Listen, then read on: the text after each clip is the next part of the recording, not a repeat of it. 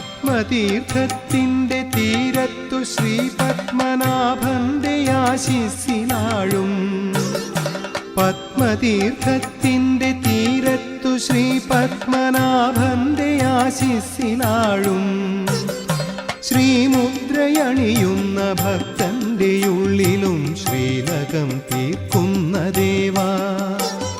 ശ്രീമുദ്രയണിയുന്ന ഭക്തന്റെ ഉള്ളിലും ശ്രീലകം തീർക്കുന്ന ദേവ.